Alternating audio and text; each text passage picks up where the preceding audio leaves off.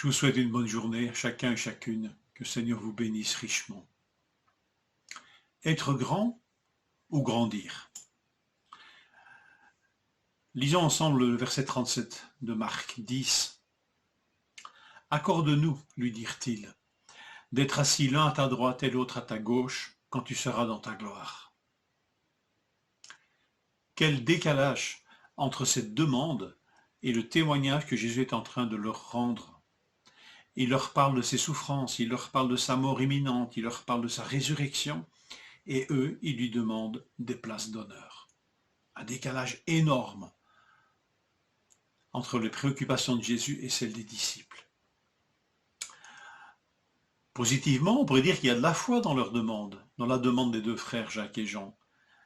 Malgré ce qu'ils entendent, c'est-à-dire l'annonce de la mort de Jésus, ils croient en un règne de Jésus pourtant. Mais l'ambition associée à ce règne est charnelle et malsaine. Et il y a de l'assurance dans leur démarche.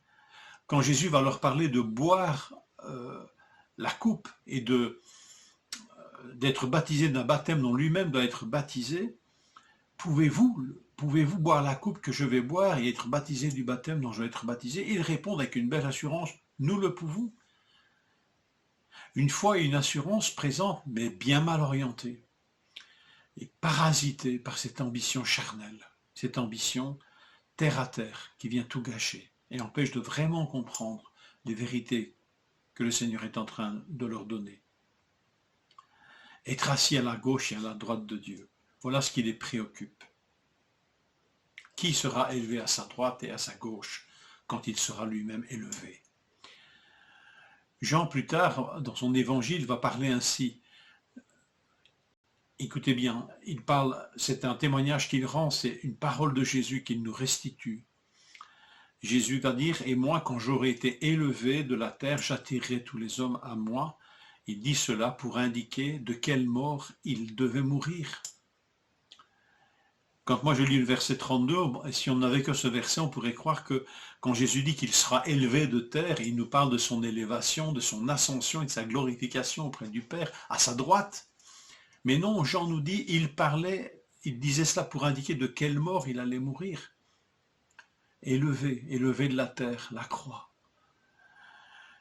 Et rappelez-vous que là, clairement, à gauche et à droite, il y avait des personnes.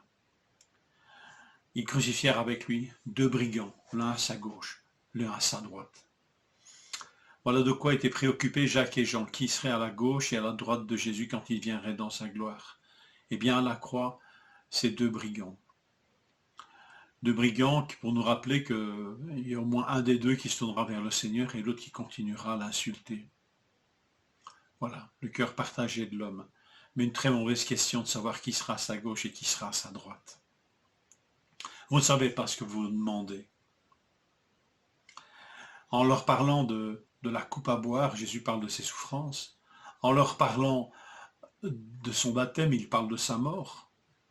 Et finalement, il ne démentira pas Jacques et Jean. Eux-mêmes passeront effectivement par ces souffrances et par cette mort.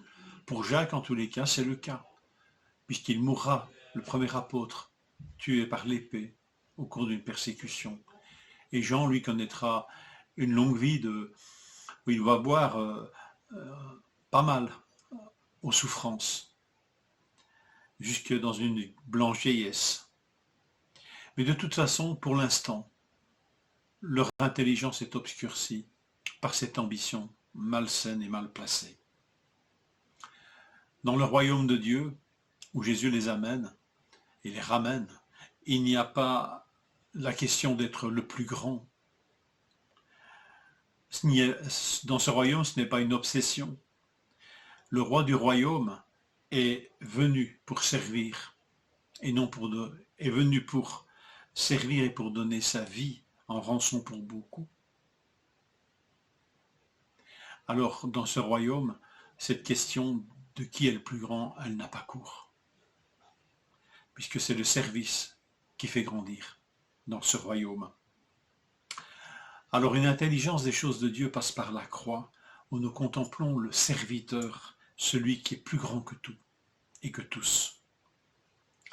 Jean, un jour, fut ramené au pied d'un trône, bien plus tard encore dans le livre de l'Apocalypse, Et là, encore une fois, il ne fut plus préoccupé de qui était à gauche ou à droite, mais écoutez bien ceci, et je vis au milieu du trône et des 4 êtres vivants et des anciens un agneau qui était là comme immolé. Ce qui est important pour Jean à ce moment précis, c'est le milieu du trône, et au milieu du trône, comme un agneau immolé, le Fils qui nous dit « Je ne suis pas venu pour servir, mais pour être servi, mais pour servir et pour donner ma vie en rançon pour beaucoup. Je vis au milieu du trône comme un agneau immolé. » On ne s'intéresse plus à ce qui est à gauche et de ce qui est à droite. C'est là au milieu du trône que se nourrit la vraie intelligence spirituelle qui nous fait grandir dans la grâce et dans le service. La question n'est plus alors qui est le plus grand, mais est-ce que je grandis? Que le Seigneur vous bénisse et vous fortifie.